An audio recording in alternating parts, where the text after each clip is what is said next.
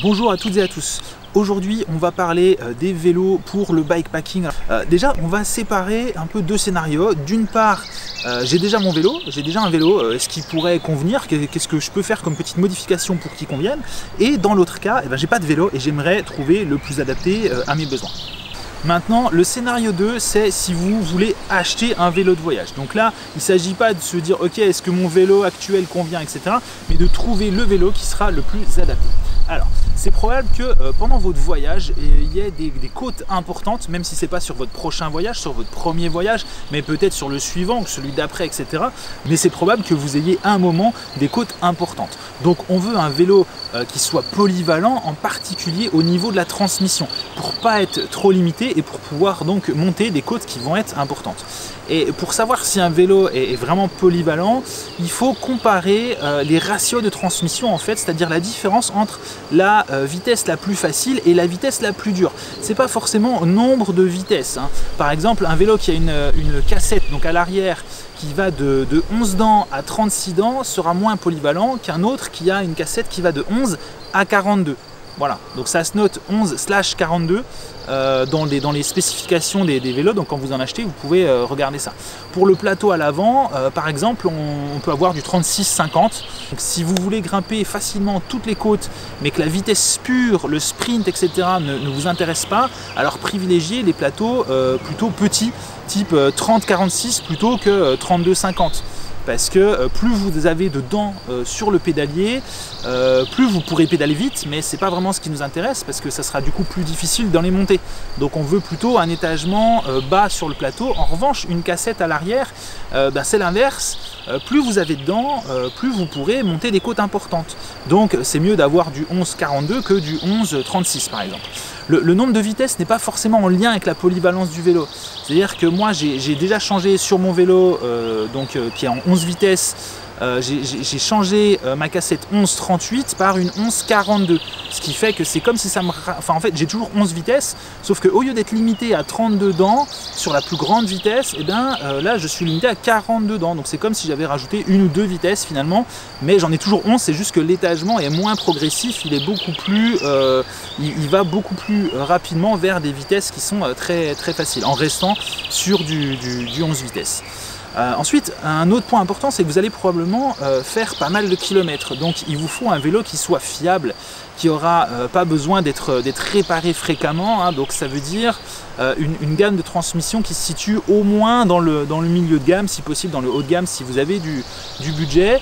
Donc par exemple chez Shimano, on évite toute la gamme Tournai, etc. qui est vraiment le strict minimum. Enfin, on économise le moindre centime quand on conçoit un dérailleur Shimano Tournai, donc oubliez ça parce que vous avez des vitesses qui vont sauter, vous n'arriverez pas à passer certaines vitesses, vous allez dérailler, etc. C'est vraiment pas idéal. Donc je vous mets les gammes de Shimano en exemple. Il n'y a pas que Shimano, hein, il y a aussi SRAM, Campagnolo, etc. Mais Shimano possède le plus grande part de marché. Donc je vous mets les différentes gammes pour que vous sachiez quel type de transmission vous devez éviter. Au niveau du cintre, vous avez principalement le choix entre le cintre route ou le cintre droit. C'est un peu comme vous voulez, c'est un peu une question d'habitude, mais moi personnellement pour de la longue distance, je préfère vraiment le cintre route parce qu'en fait on a plusieurs positions.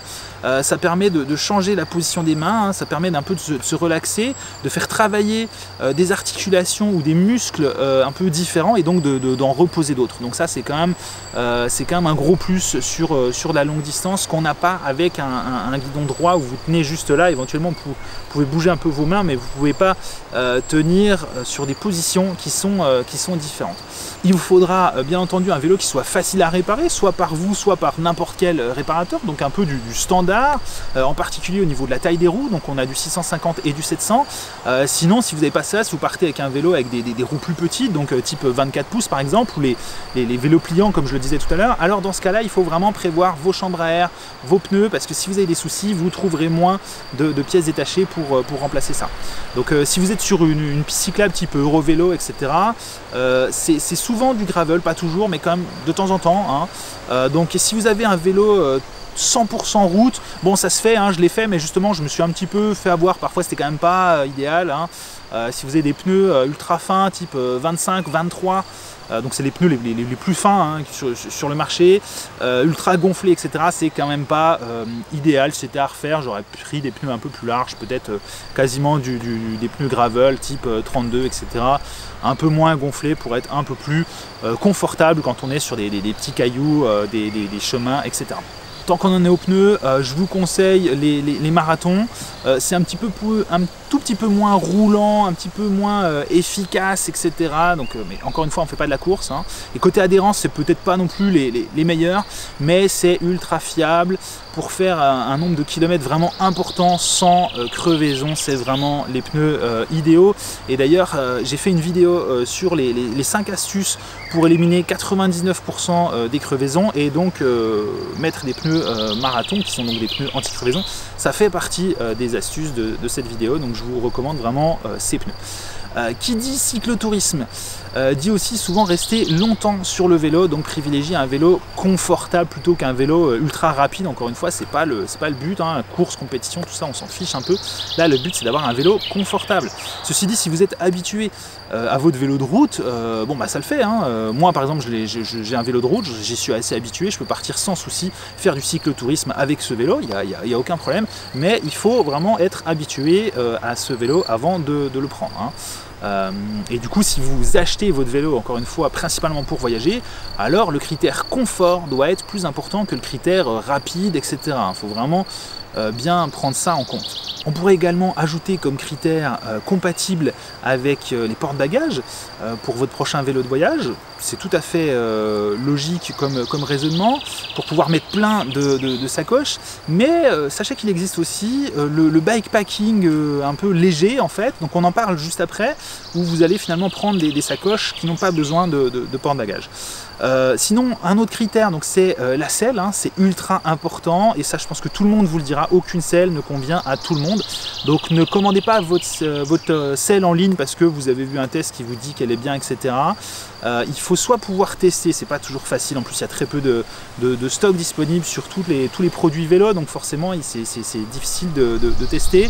En revanche, il y a pas mal de sites qui ont des assistants qui vous posent un certain nombre de questions, type SMP, c'est une marque hein, voilà, qui est pas mal, qui va vous demander du coup votre taille, vos mensurations, votre sexe, vos habitudes à vélo, vos positions, etc. qui vont vous conseiller sur la selle la plus adaptée. Alors bien évidemment, SMP c'est une marque, donc ils vont conseiller que des selles SMP, mais sur la multitude de selles qu'ils ont dans leur gamme, eh bien, ils vont vous proposer uniquement celles qui vous conviennent. Voilà. Alors je précise évidemment que je ne suis pas sponsorisé par SMP, hein, voilà, mais j'en ai une et plusieurs personnes qui en ont une comme moi sont assez satisfaites, donc voilà, c'est une marque pas mal. Ils ont voilà, les prix, je les ai plus en tête, mais ça peut monter assez haut, mais vous avez des selles à moins de 100 €, hein, c'est pas non plus que du haut de gamme, donc voilà, et il faut quand même investir un minimum pour votre confort, sinon vous allez le regretter au bout de quelques jours de voyage. Alors on peut pas parler de selles sans parler de Brooks, qui est une marque qui propose principalement des selles en cuir qui paraissent très très dures, mais qui en fait vont se faire progressivement à vos fesses, en fait, tout simplement, qui vont s'adapter à vos formes parce qu'on est tous différents, et du coup ces selles en cuir vont tranquillement se faire à vos formes. Donc ça c'est plutôt sympa parce que ça s'adapte vraiment aux personnes, mais là encore il faut quand même avoir une selle adaptée parce qu'elle a une certaine taille, longueur, largeur, etc. Et du coup il faut quand même pas acheter n'importe quelle selle, donc ça c'est pas toujours évident.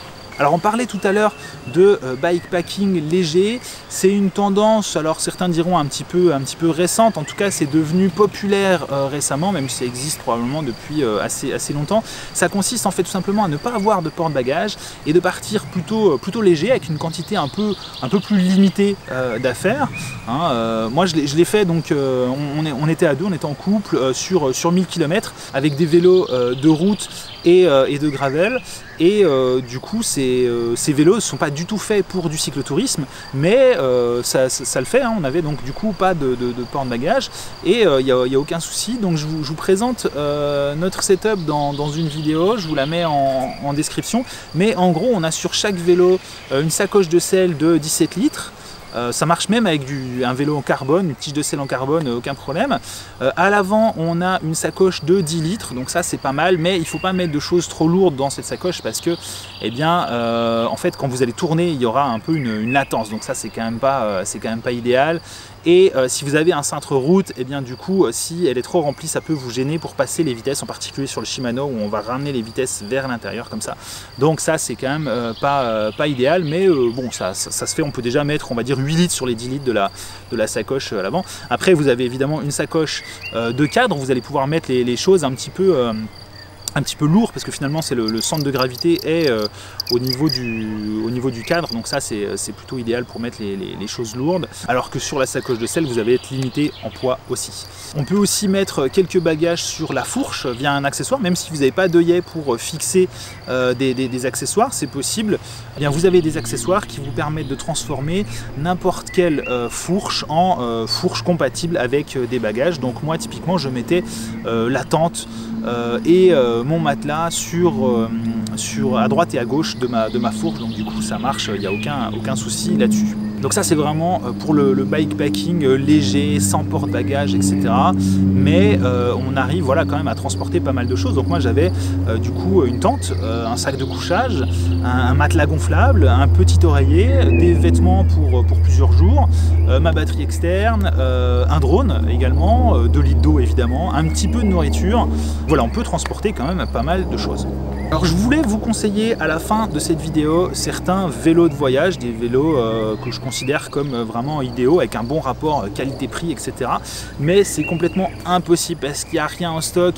Il y a une pénurie mondiale sur tous les vélos, et les vélos de gravel et encore plus les vélos de voyage, tout ce qui tourne autour du bikepacking, il y a encore plus de rupture de stock et d'attente, etc. Donc si je vous conseille un vélo et que vous allez regarder le lien et que vous voyez une disponibilité dans 4 à 6 mois, ça ne vous intéressera jamais parce que dans 6 mois on sera en novembre. Qui voudra partir en novembre? Bon, ok, on peut pédaler en novembre aussi, mais bon, c'est quand même pas idéal d'acheter un vélo et de l'avoir en stock seulement dans 6 mois. Donc du coup finalement le point le plus important, ça va être de trouver un vélo qui est en stock, et ça c'est de moins en moins évident.